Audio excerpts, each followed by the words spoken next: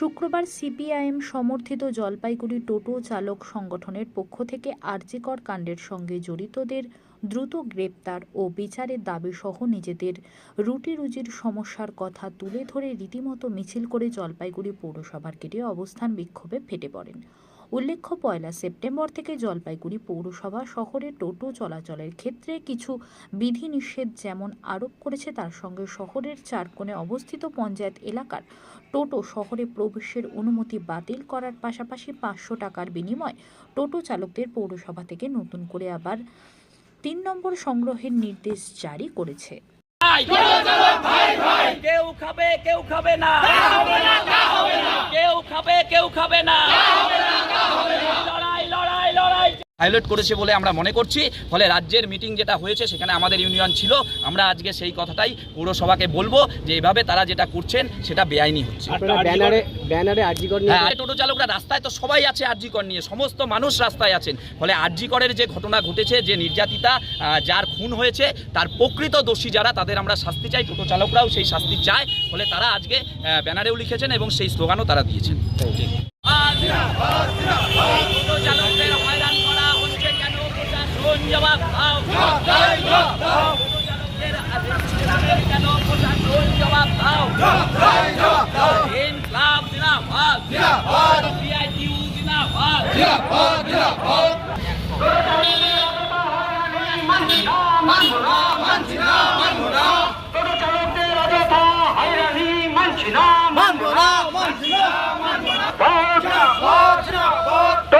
টোটো union জিন্দাবাদ, CITU জিন্দাবাদ।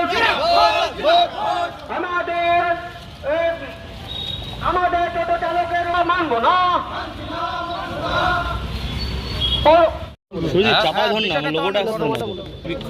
আজকে যেটা ঘটনা সেটা হচ্ছে, আপনারা জানেন যে টোটো নিয়ে একটা অগ্নিগর্ভ পরিস্থিতি তৈরি হয়েছে জলপাইগুড়ি শহরে।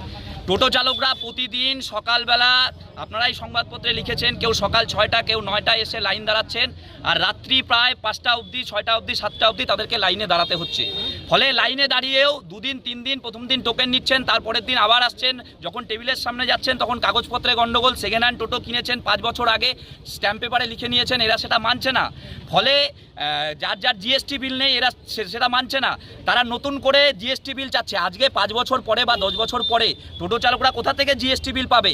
এটাও একটা দুর্নীতি আমরা বলবো। কেউ কেউ হচ্ছে অনেক টাকার বিনিময়ে, কোথাও 6,000, কোথাও 7,000, কোথাও 10,000 টাকার বিনিময়ে কিছু কিছু হচ্ছে শোরুম থেকে এই কাগজপত্র বানানোর জন্য টোটো চালকরা দৌড়চ্ছে। ফলে এই যে ঘটনাগুলো ঘটছে তার বিরুদ্ধে আমরা বলছি যে গত বছর এখান থেকে পৌরসভা তারা 3 নাম্বার দিয়ে তারা হচ্ছে কার্ড দিয়েছিল।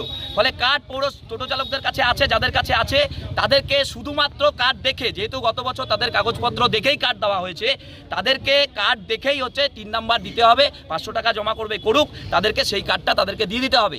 2 নম্বর যেটা বিষয় সেটা হচ্ছে গ্রাম শহর ভেদাভেদ করে গ্রামের টোটো চালকদের যারা রয়েছে তাদেরকে আটকে দিয়ে পৌরসভার বিভিন্ন প্রান্তে তাদের পেটে সরাসরি লাথি মারা হয়েছে। আমরা যদি ধরে নেই যে 10,000 টোটো জলপাইগুড়ি শহরে চলাচল করে, সেই ক্ষেত্রে মাত্র 5,000 টোটো চলবে, আর 5,000 টোটো চালকের পরিবার তারা হচ্ছে এই 1 তারিখ থেকে না খেয়ে রয়েছে। ফলে আমরা গ্রাম শহর ভেদাভেদ করতে চাই না। আমরা চাই পুজোর আগে, এই মুহূর্তে পুজোর মরশুম, জলপাইগুড়ি শহরের বুকে টোটো চালকরা তারা সবাই টোটো চালাক, যারা টোটো চালাচ্ছেন তারা সবাই টোটো চালাক, এবং প্রত্যেককে বিনা শর্তে পৌরসভা থেকে 3 নাম্বার এবং রেজিস্ট্রেশন দিতে হবে। এটাই হচ্ছে আমাদের দাবি। অবশ্যই 3 নাম্বার এবং রেজিস্ট্রেশন দেওয়াকে কেন্দ্র করে দুর্নীতির গন্ধ পাওয়া যাচ্ছে বিভিন্ন জায়গায়। আমরা আজকে সকালেও যেটা আমাদের কাছে খবর, যে পৌরসভার কেউ কে সেটা করেছেন আমরা জানি না, বা বাইরের লোকও হতে পারেন, কারো বাড়িতে হচ্ছে যে কার্ড পৌঁছে যাচ্ছে, রাতের দিকে করে নিয়ে বাড়িতে কার্ড পৌঁছে যাচ্ছে। কীভাবে পৌঁছচ্ছে আমরা জানি না। পৌরসভার যে টোকেন সেটা বিভিন্ন দোকান থেকে বা কেউ বিক্রি করছেন বিভিন্ন জায়গা থেকে 100 টাকা 200 টাকার বিনিময়ে, এবং হচ্ছে যে কার্ড যেটা বাড়িতে পৌঁছে যাচ্ছে নিশ্চয়ই টাকার বিনিময়ে হচ্ছে।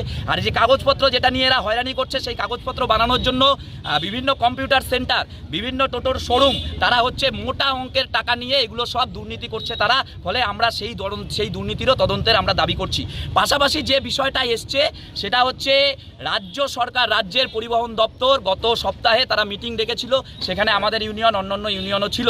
এই টোটোর বিষয়টা রাজ্য পরিবহন দপ্তর দেখবে, আরটিও দেখবে, এবং তারা একটা অ্যাপস তৈরি করছে, যে অ্যাপসের মধ্যে দিয়ে সমস্ত টোটো চালকদের, তারা বলেছে যা রাজ্যের পরিবহন দপ্তরের যা সার্ভে, তাতে হচ্ছে এই মুহূর্তে পশ্চিমবঙ্গে 15 লক্ষ টোটো চলে, এবং তার মধ্যে 4 লক্ষ হচ্ছে ই রিক্সা আর 11 লক্ষ হচ্ছে টোটো। ফলে এই 11 লক্ষ টোটোকেই তারা হচ্ছে রেজিস্ট্রেশন দেবে, এবং সেটা হচ্ছে অনলাইনের মাধ্যমে হবে এবং হচ্ছে অ্যাপসের মাধ্যমে হবে। ফলে এই গন্ধটা পৌরসভা পেয়েছে, ফলে সেটা যেহেতু চলে যাচ্ছে, তার আগে তড়িঘড়ি এরা এখান থেকে 5000 কার্ড দিয়ে 500 টাকা করে 25 লাখ টাকা টোটো চালকদের থেকে আদায় করছে হচ্ছে জলপাইগুড়ি পৌরসভা। এবং এটা কিছুদিনের মধ্যেই যখন ওখানে চলে যাবে, অ্যাপসের মাধ্যমে যখন রাজ্য সরকার এটা নিয়ে নিচ্ছে, সেখানে কিন্তু রাজ্য সরকার বলেনি যে 11 লাখের থেকে একজনকেও বাদ দেবে, কাউকে বাদ দেওয়ার কথা বলেনি, প্রত্যেকেই টোটো